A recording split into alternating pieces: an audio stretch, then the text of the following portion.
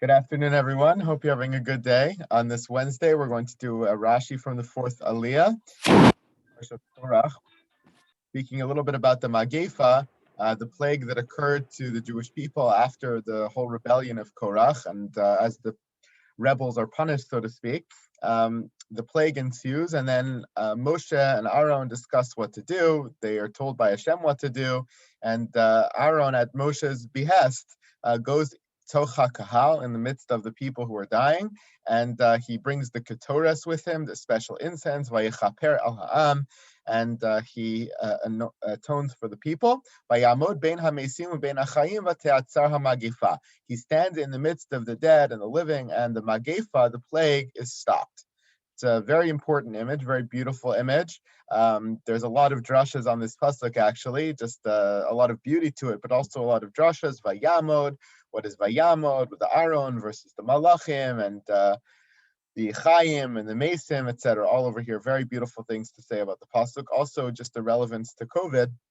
Very interestingly, because he brings the Ketores with him to atone for the people and stop the Magefa, the plague, whatever this plague was, the Gemara derives from there that here, Razem Master Lo Malach Hamavis Kshala Larakia Shaktoris Otseres Hamagefa.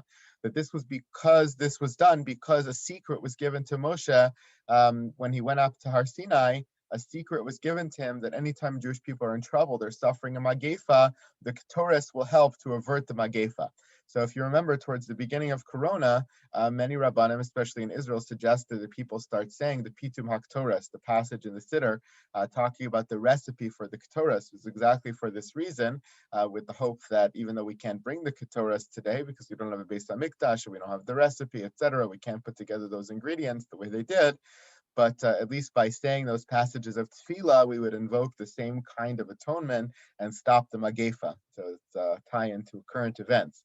But I want to look at this Rashi, Vayamod ben Hamesim ben Hachayim. I think it's a very interesting Rashi. Hard to know exactly what it means, but I'm going to give you my take. Vayamod ben Hamesim. This is the description of Aaron standing kind of face to face with the Malach Hamaves in the middle of the camp as this Magefa is going on, almost battling it out with him, right?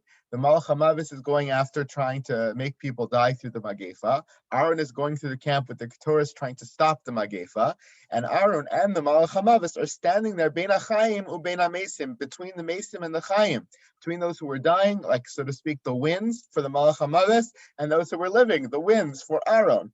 So Rashi, based on the Medrash Tanhuma, paints a little picture here of what the conversation was like between Aaron and this Malach. It's very instructive. Rashi says, Achaz es hamalach vehemidu al korcho. What is vayamod bein hamesim? That Aaron stood his ground, he stood up. It means he grabbed the Malach Hamaves, bal korcho, against his will, and forced him into a conversation. Amar lo. He says to him, Hanach li laso shlichusi. Leave me alone, says Aaron to the Malach Hamavis, to let me do my job. My job is to atone for the people. My job is to avert this plague. You're stopping me. Everywhere I go to try to stop the plague, you bring the plague back. You start killing more people. Malach Hamavis, stop. Let me do my job. Moshe told me to come in and take care of this. Stop the plague. Stop the punishment. Atone for the people. Leave me alone.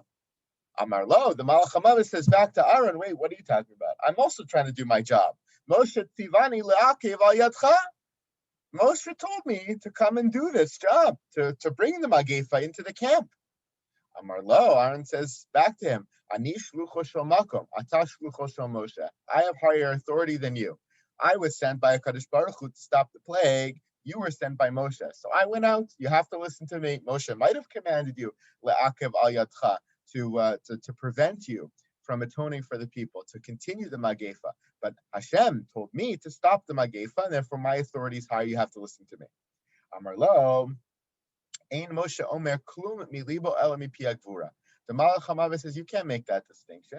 If Moshe commanded me to come in and do this, he wasn't saying it on his own. He was saying it on behalf of HaKadosh Baruch Hu. He doesn't make a move without the boss, right? The boss commanded him to do this. Who commanded me to do this? So my shlichus is from Hashem just as much as yours. If you don't believe me that Moshe's command was really from Hashem, HaKadosh Baruch Hu Moshe El Pesach Ol Moed. HaKadosh Baruch Hu and Moshe are now at the entrance to Ol Moed. They're there right now. They're having a meeting.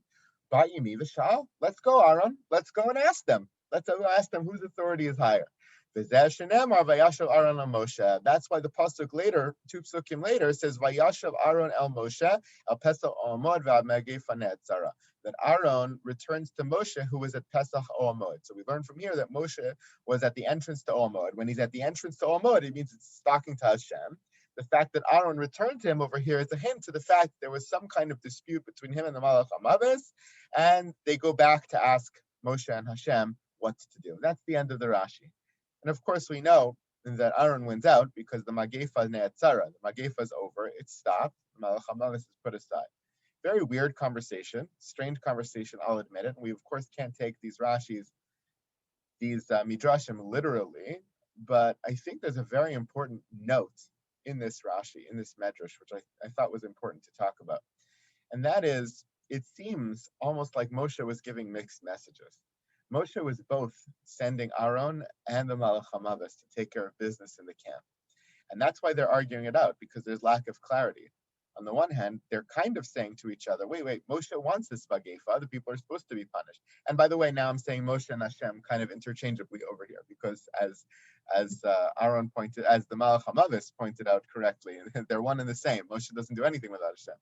So on the one hand, they wanted the Magefa to come. They sent the Malach HaMavis. On the other hand, they sent Aaron to be Machaper, to atone. What's going on here? That's the source of the debate between them, is basically illustrating for us that there's a tension here between what Moshe and Hashem wanted. On the one hand, they wanted the Magefa. On the other hand, they wanted the Magefa stopped. And I think it's very instructive about all these instances in the Torah where the Jewish people are rebelling and the Jewish people are messing up. There is a tension. There's a tension within Moshe, certainly. There's a tension within Hashem, Kiviyachol, if we can even say something like that, which is, yes, it pains me. I have to punish them. I don't want to. I don't think it's great. I don't think it's right. I wish they hadn't gotten into this situation. I don't want it to come, but I have to, because my system is one of schar va'onesh. My system is one of reward and punishment. My system is one of responsibility. They made this choice, and that has to be a consequence. Otherwise, my whole world, my whole system falls apart. On the other hand, I care for them. I love them. I don't want this to happen. I want to make sure that they're taken care of. I want to send the healing. I want to send the atonement. And so this debate between Aaron and the Malach, I think, is bringing out that point, that in every moment of the play, just like in every moment of every other punishment, there's this tension in the feelings of Moshe about whether they should be punished or should be saved, and a tension within HaKadosh Baruch Hu, or a pain in HaKadosh Baruch Hu at really having to punish them at all, and a great desire to continue to see them atoned for. Thank you all. Have a wonderful day. Thank you, Rabbi. You too, and everybody.